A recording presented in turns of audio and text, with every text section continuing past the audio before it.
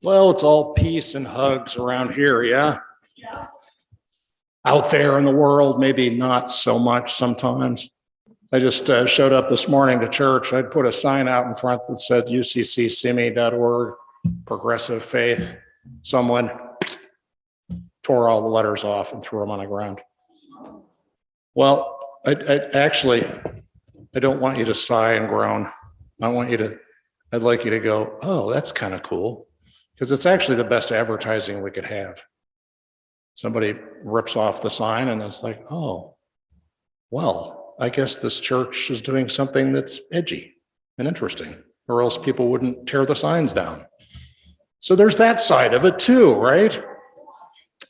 So I put the sign back up, but I can't wait for them to tear it down again because it starts a conversation. People drive by and go, oh, very interesting, very interesting, very interesting.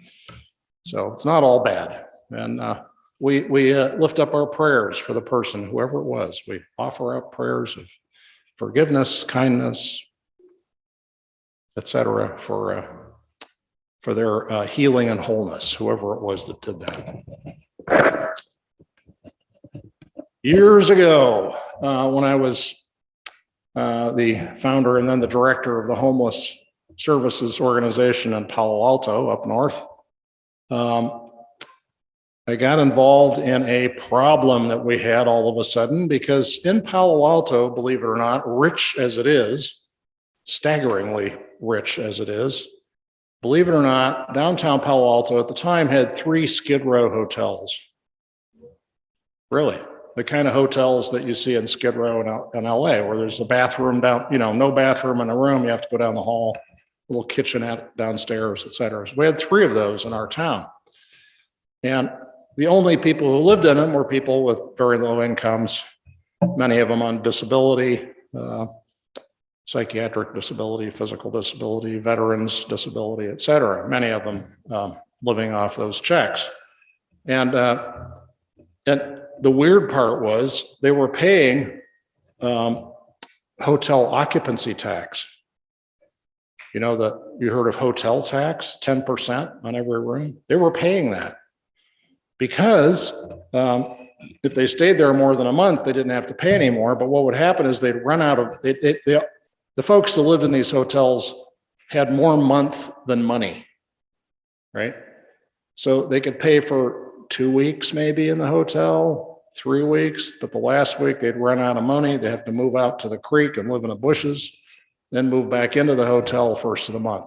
So the poorest of the poor in Palo Alto were paying hotel, they were paying hotel tax of all things.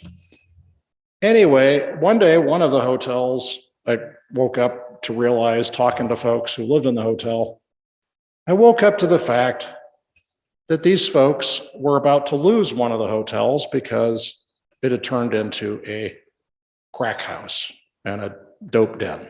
Yes. So people shooting up drugs in the hotel. And then what really was the killer was that a couple of the dope dealers who lived in there basically told the manager of the hotel, if you try to collect rent from us, we'll kill you. So when I heard that, I go, we have a problem. We're going to lose this hotel. It's either going to burn down or the owner's going to sell it and it's going to turn into condo, office space, something, who knows. The handwriting was on the wall. So I got organized and said, we've got to save the hotels, because they were zoned as hotels, but really what they were was permanent housing for poor people, low-income people. So step one, I knew almost every single person who lived in these 3 hotels. And so I went to them and I said, let's get together and have a chat. And so we got together in a church social hall, quite a bit like our sanctuary. We sat around and I said, here's what's up, just letting you know. And they all go, yeah, that's bad. And I go, and? Well, it's bad, Jim. And I go, and? They go, well, it's bad, Jim. And I go, and?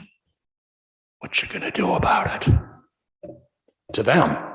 And they were like, us? Do something about it? I go, well, see, you live in a hotel, you're here, you live in Palo Alto, you're citizens, what do you want to do about it? Finally, they go, well, okay, maybe we should do something about it. So over a course of some meetings that got pretty wild, community organizing with people who have psychiatric disabilities, drug and alcohol issues, et cetera. It gets, I'll just leave it. It just gets interesting, really interesting and challenging. Anyway, but we did it and we met and we finally came to agreement about what to do. Go to the city council and ask for a zoning change to protect the hotels from development for other purposes. And meanwhile, at the time I was teaching a class at Stanford, and I had an army of Stanford students doing research behind the scenes to get all the data on this stuff. It was perfect. Anyway, so we go to the city council, and here are these folks who had never spoken up at a city council before, city council meeting, never done anything of a civic nature like this ever in their lives. Many of them with, shall we say, low self-esteem, yes? And for reasons that one could understand, right? And it still chokes me up. But one at a time, they got up, stood in front of the city council, and asked for this zoning change and explained their circumstances and why this mattered to them.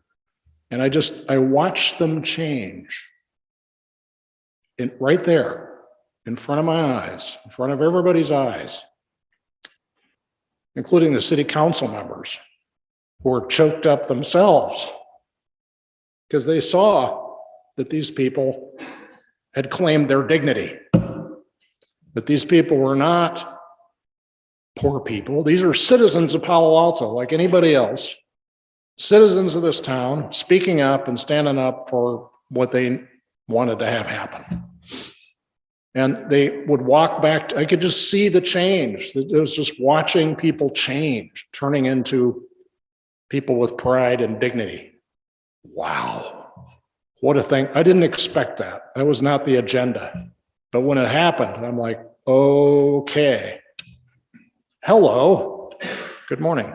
There's stuff over here in the box over yonder by Joy, if you want to get the box with the mandalas and stuff. Yeah, bring it on over to them. So it was just to watch this transformation happen was breathtaking, awesome, amazing, beautiful. What happens when people claim their dignity? Yes. So many examples of this in history, right, of moments when this happens. Think of the garbage workers' strike in Memphis just before MLK died. All these black men carrying big signs that said, I am a man. I mean, imagine being in such a circumstance that you would even be motivated to make a sign that says, I am a man. It's like, whoa, whoa, whoa. That's how bad it was, but also how beautiful and powerful it was for people to reclaim their dignity. I am not garbage. I am a man, a human, a citizen, like the rest of us. Powerful, powerful statement. Another moment in my story, for years I have done alternative spring break service learning trips with students. And many of these, many. And I did it at Stanford when I was working there as a campus minister for the progressive churches in the community. And for years, I took students from Stanford to the strawberry fields of Salinas and Monterey County nearby. And the strawberry industry is pretty intense. Next time you eat a strawberry, I don't want to wreck strawberries for you. Strawberries are great, right? But the people who pick them refer to them as la fruta del diablo, the fruit of the devil, because after a day of picking strawberries, your back aches, you're covered, you look like you just committed a murder. You're covered with red ooze. And it's just it's a terrible job, right, to pick strawberries. But there's another little reality about strawberry industry that's untold. You've heard of sharecropping.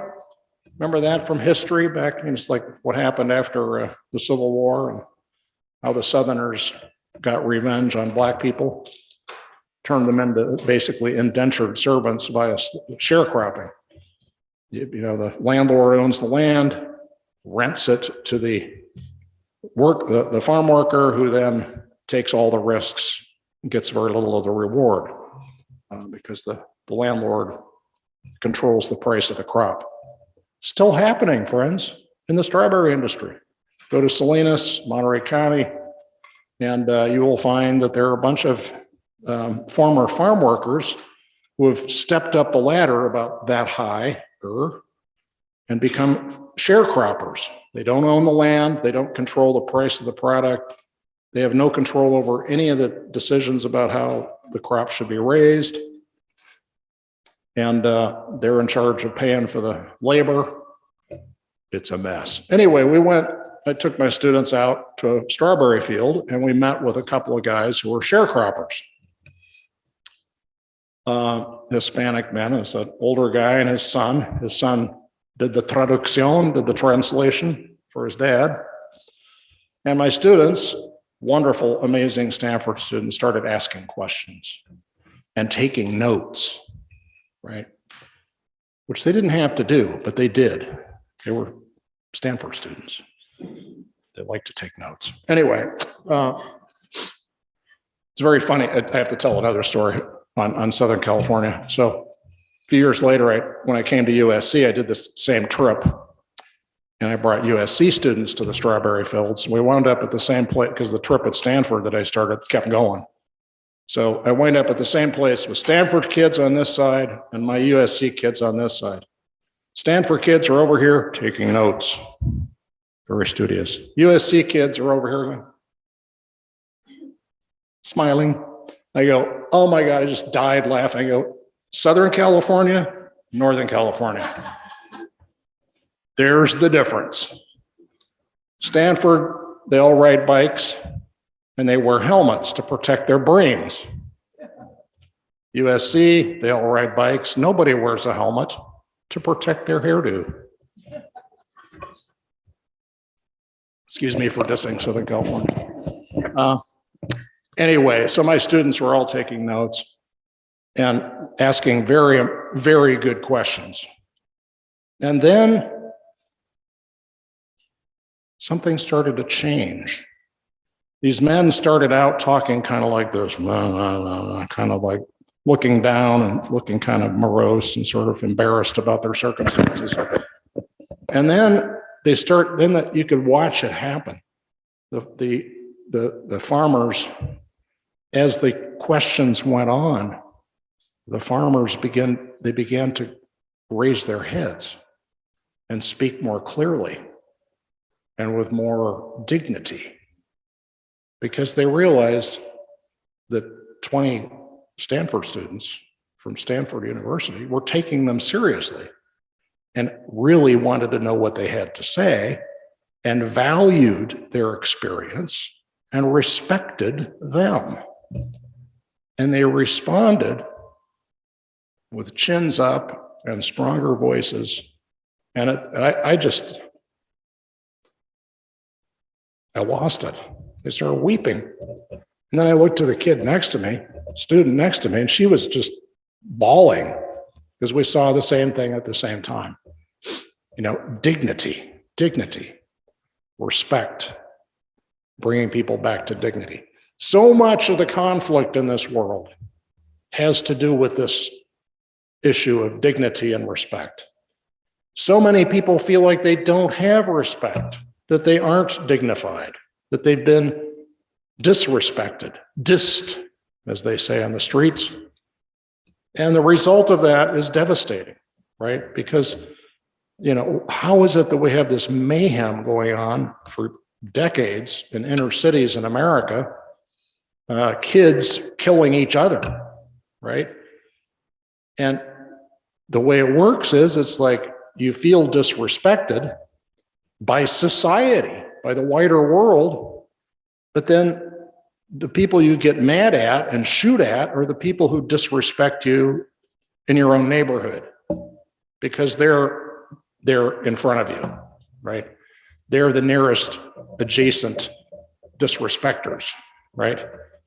So it's this ironic thing going on in our inner cities as a consequence of a larger level of disrespect and a loss of dignity that then translates at the grassroots to disrespect among people. And this is everywhere, right? Not just in our inner cities, but everywhere else in our country. People feel whether it's contrived, invented, whatever, if they've got the chip on their shoulders, it's there, and we have to deal with that, all of us. We have to do our best to show respect to people, even people we think are, disreputable, right? Maybe not worthy of our respect. Somehow we have to muster that anyway, right? Because the consequences of not doing that are so devastating. Russia and invading Ukraine. Why did that happen? I was in the Soviet Union in 1981 with a group of UCC peace activists. We did a peace exchange. So a bunch of us went to the Soviet Union and met with really interesting people there. We were guests of the quote unquote Soviet Peace Committee, which was baloney. It's just part of the Communist Party, like everything else was at the time. But the people who were in that organization were reform-minded people, it turned out. Long story there, a very interesting story. When the Soviet Union fell apart, these people became big shots. Big shots in Russia, because they were reform-minded people. So we start seeing the names of people that we had met in the paper after the Soviet Union fell. Really interesting. Just story here. Citizen diplomacy works. It works because it's a way of regular people showing respect to other regular people in other countries where there are issues or conflicts, maybe with us. Anyway, the people in the Soviet Union knew that they had problems, right? You wanted to get a watermelon in the Soviet Union, you had to stand in line for, hours to get a watermelon. Watermelons, yes. So we went down to the south of the country, went to Tashkent in Uzbekistan. And when we came back, everybody said, well, you have to buy a watermelon to take home. I go, what? They go, no, everybody in our group has to bring a watermelon back to Moscow, because you wouldn't even think of flying back to Moscow from Tashkent without a watermelon, because they're so hard to get. So can you imagine this? A jet aircraft with watermelons. In the luggage racks were just watermelons all the way back. Seriously. So these people knew that their country was weird, right? And that there was, that this was not a normal European country. And Russians, Soviets felt one down. They felt one down. They knew their clothes were shabby. I mean, you could just remember Soviet eyewear. Now it's back in style, but at the time there was this thing we called, laughed at, called, very heavy, thick black glasses, right? That's because that's all they had, right? So they felt one down. They felt like less than. They felt a lack of dignity as Europeans or European adjacent people. That loss of dignity explains what's happening in Ukraine today. That's what it's about. Russians feel like they are one down and they want to get one up, right? And that's why millions of Russians support this terrible war going on in Ukraine. What do we do about this? My answer is read Dostoevsky. Celebrate the good in Russian culture, because there's a lot of good there. Lift that up. Show respect to Russians and Russian culture, even as we condemn what their government is doing, right? Because it's all in the end about respect. It's all about dignity. Jesus was about distributing and encouraging and creating dignity and respect. Zacchaeus, tax collector, right? Terrible situation. It's not like the county assessor in Ventura County, nothing like that. The tax collector in the Roman Empire was a thief, basically. All the Rome cared about is give us the money. How you get it, we don't care. That's your business, right? So tax collectors were just thieves. And they extracted money out of people. They kept a lot of it for themselves. And then they gave what the Romans expected from them. They gave to the Romans. That was Zacchaeus, right? Jesus sees this man. Also, he's short, for what that's worth. Dignity issues here, right? Jesus says, let's deal with the dignity issues. I'm coming to your house. I am going to break bread with you and show you respect. And Jesus did that. And then there was a healing, right? A healing happened, a social healing. And that is what Jesus is about. So, dignity. Let us join with Jesus in spreading it. Let us join each other in the world in upholding it for the sake of peace, for Jesus' sake. Amen.